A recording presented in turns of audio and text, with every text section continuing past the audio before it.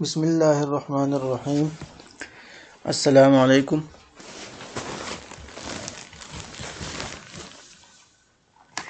इस लेक्चर में हम बात करेंगे pH of the unprotonated salt of polyprotic acid. अब दोबारा वही रिएक्शन यहाँ पर मैंने लिखा है कि किसी भी पॉलीप्रोटिक एसिड को जब हम पानी में डालते हैं तो उसकी ये इक्विलिब्रिया बन जाती है। फर्स्ट वन में इसकी हाइड्रोजन आयोनाइज होगी, दूसरी में दूसरा और तीसरी में तीसरा। तो इससे ये तीन साल्ट्स बनेंगी। इसमें दो साल्ट जो है वो है प्रोटोनेटेड साल्ट और इसकी नेचर होगी एम्फोटेरिक। इसको पिछले लेक्चर में हमने डिस्कस किया। अब इसमें एक ये रहता है फास्फेट, तो ये बेसिक इन नेचर है और ये अनप्रोटोनेटेड होगा, इसमें कोई हाइड्रोजन मौजूद नहीं। तो इसकी पीएच हम किस तरह मालूम करेंगे उसको हम करेंगे, ठीक है। अब इसमें ये तीन चीज़ें पहले हम कर चुके हैं, यानी जब H3PO4 is present in solution then hydrogen ion is found by quadratic formula and pH is equal to negative log of the H। इसको हमने पहले किया है। दूसरा फिर जो हमने क्या किया कि when H2PO4 minus is present in solution then hydrogen ion will be equal to Ka1 Ka2 under the root and pH is equal to half pKa1 plus pKa2। फिर अगर ये एम्फोटेरिक साल्ट मौजूद हो HPO4 2 minus is present solution then H hydrogen ion इनके बराबर होगा और pH इसकी।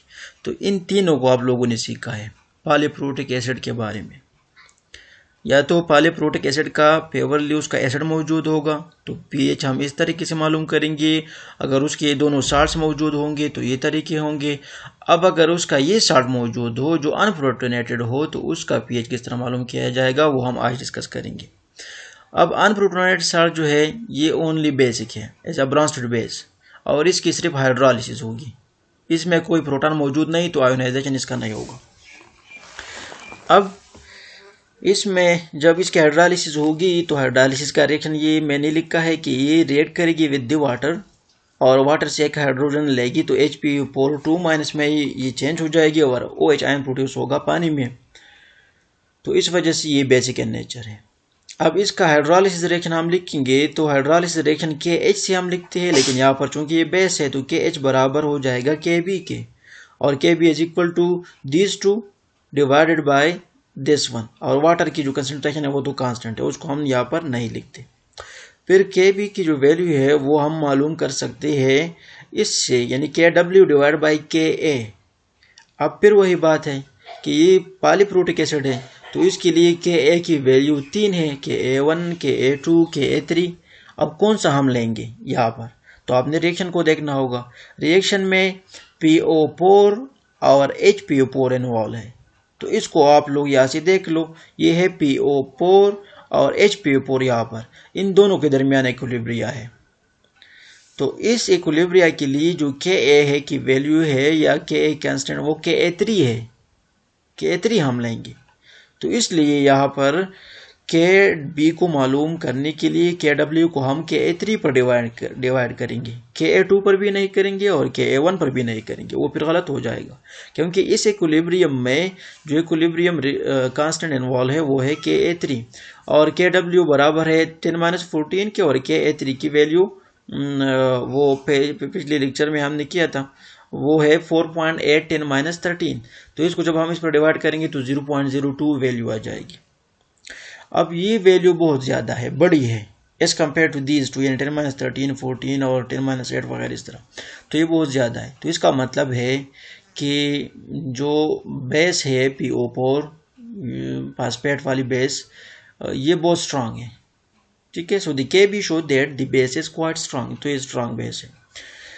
अब हम आगे करेंगे तो आगे इसकी आगे फिर रिएक्शन हो सकती है। फॉर एग्जांपल जब इसके हाइड्रोलिसिस से ये HPO4 बनेगा तो HPO4 में फर्दर हाइड्रोलाइज, ठीक है, यानी मानो hydrogen phosphate an ion produce in the reaction is amphoteric and may further hydrolyze into dihydrogen phosphate. इसकी मजीद हाइड्रोलिसिस हो सकती है, किस तरीके से, ये भी रिएक्ट कर सकता है विद वाटर और उससे H2PO4 माइनस बनेगा और OH माइनस, और फिर जो H2PO4 बन जाता है उसकी मजीद हाइड्रोलिसिस भी हो सकती है तो वो हाइड्रोलाइज होकर N2 फास्फोरिक एसिड में कन्वर्ट हो जाएगी एन हाइड्रोक्सिल आयन। ठीक, यानी इसकी जो ये हाइड्रोलिसिस है ये यहाँ पर स्टॉप नहीं होगी बल्कि मज़ीद आगे चलेगी। तो ये दो रिएक्शन भी हो सकते हैं इन दी सोल्यूशन में। लेकिन इसमें फिर वही पॉइंट है, एक तो ये है कि इस रिएक्शन के मौजूदगी में इन दोनों को हम निगलेक्ट करते हैं, और उसकी रीज़न ये है कि इसकी ये जो हाइड्रोलिसिस है ये बहुत वीक है, बहुत कम होता है। और दूसरा रीज़न इसके लिए ये है कि वीकनेस की इसकी वजह जो है मेन वो ये है कि पहले जो रिएक्शन है उसमें OH आयन प्रोड्यूस होता है, और ये OH आयन इन दोनों इक्विलिब्रिया को सप्रेस करता है इन द बैकवर्ड डायरेक्शन में, यानी क्योंकि इसमें OH आयन प्रोड्यूस होता है और पहले से OH आयन सोल्यूशन में मौजूद है, तो OH ion common ion effect produce करता है और इन दोनों इक्विलिब्रिया को फॉरवर्ड डायरेक्शन में जाने से रोकता है, इनको सप्रेस करता है इन द बैकवर्ड डायरेक्शन। तो इसकी कंट्रीब्यूशन मज़ीद कम हो जाएगी।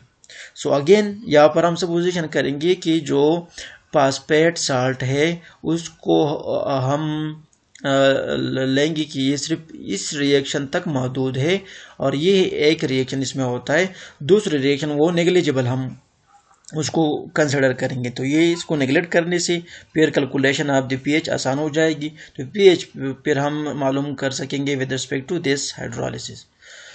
अब इस पर एक एग्जांपल करते हैं। तो एग्जांपल ये है कि calculate the pH of 0.1 molar solution of sodium phosphate यानी ट्राई सोडियम फास्फेट, ये वही जो बेसिक साल्ट है, इसमें कोई हाइड्रोजन मौजूद नहीं। अब इसका हम पीएच मालूम करेंगे। तो सबसे पहले हमने मालूम करना होगा हाइड्रोक्सिल आयन कंसेंट्रेशन, क्योंकि ये बेसिक इन नेचर है।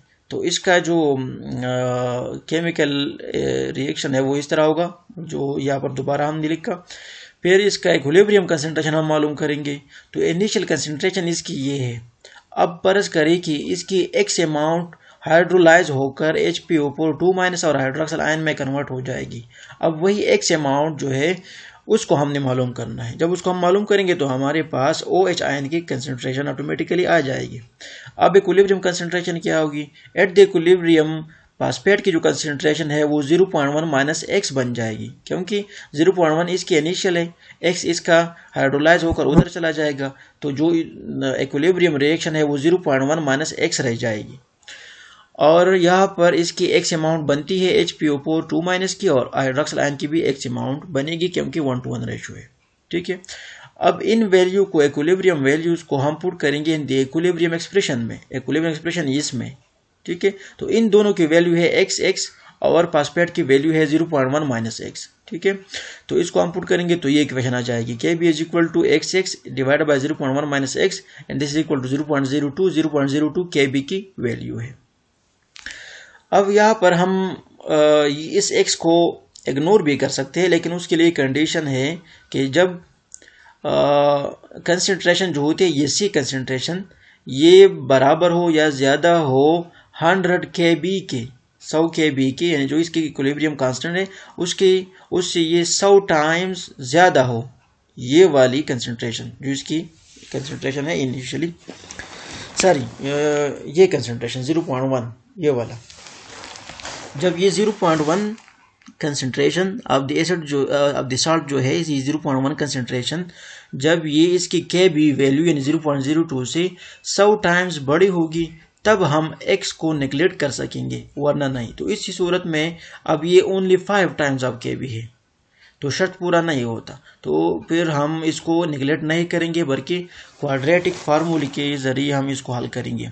तो इस इक्वेशन को जब हम रीअरेंज करेंगे तो ये x² बन जाएगी और ये 0.1 - x उधर चला जाएगा तो 0.02 से मल्टीप्लाई हो जाएगी।